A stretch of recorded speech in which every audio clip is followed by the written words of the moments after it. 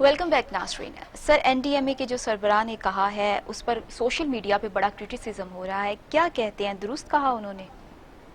असल में बात यह है कि जनाब अफजल एक माकूल शख्स हैं और काम जो है वो सिर्फ फौज का ही नहीं करते, बल्कि फौज तो सिविलियन का काम है जो उनके सुपुर्द हुआ हुआ है।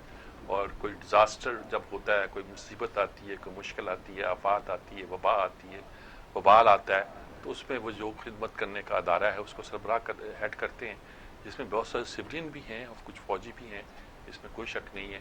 तो उनसे पूछा गया भाई ये फौज को क्यों, तो उन्होंने कहा कि भाई बात ये है कुछ काम फौज कर सकती है। अच्छा, दुरुस्त बात है, हेलीकॉप्टर फौज के पास है, बहुत से काम जो हेलीकॉप्टर करने के फौज कर सकती है। उस तरह की कश्तियाँ होती हैं, कुछ और चीज़ें होती हैं, सामान होता है।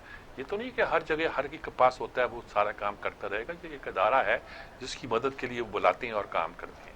लेकिन हमारे यहाँ एक सेंसिटिव सूरत हाल ये है कि हम ये कह दिया अगर उन्होंने कि कुछ काम सिविलियन नहीं कर सकते, तो हमारे यहाँ इसे मिलिट्री सिविल की एक तरह का क्लैश समझ लिया जाता है कि वो ये कह रहे हैं कि तुम ब्लडी सिविलियन तुम काम नहीं कर सकते, हम फौजी कर सकते हैं। ये उन्होंने कहा नहीं है, लेकिन हमारे यहाँ चूंकि सेंसिटिविटी ज्यादा है, हम लोग फौज की किसी तरह की दखल अंदाजी जो है पसंद नहीं करते सिविल अमूर में, जमहूरी मामलात में, सियासत के मामलात में, इसलिए हम कान खड़े कर देते हैं। हालांकि वो जिस पोस्ट पर हैं वो पोस्ट कोई टोटली फौज की पोस्ट नहीं है, कोई कोर कमांडर नहीं है कि उन्होंने कोई बयान दिया कि सिविलियन काम नहीं कर सकते और हम वो काम कर देते हैं। उनका मतलब होता है हमारी फैसिलिटी हर दुनिया के हर मुल्क में फौज की फैसिलिटीज ऐसी होती हैं जो सिविलियन के पास नहीं होती।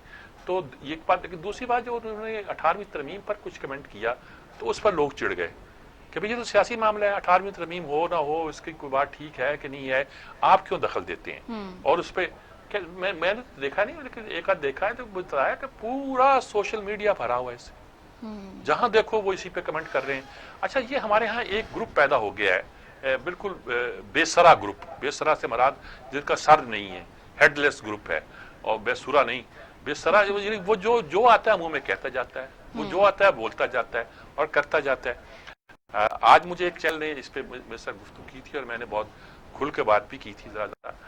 फिर मैंने दोबारा भी सोचा, मेरे सोचने के बाद मुझे अंदाज़ा हुआ कि हमें कुछ एहतियात करनी चाहिए, खामखा पीछे नहीं पड़ जाना चाहिए। अच्छा, हमारे फौजी दोस्तों को भी ये आदत होती है, आप बोल रहे थे ना हमारे इमाज साहब, आप किसी ब्रिगेडियर को, जनरल को ले लें तो वो एक खास माइंडसेट के साथ बोलेंगे।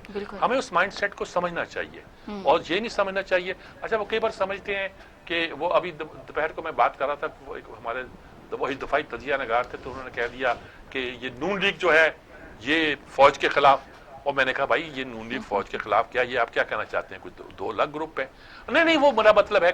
तो इस तरह का एक माइंड सेट है जो बन जाता है और कभी कभी मुंह से कुछ बातें निकल जाती हैं, लेकिन हमें उसको जरा उसके सही पर्सपेक्टिव में लेना चाहिए। जी सर, आज बिलावल भुट्टो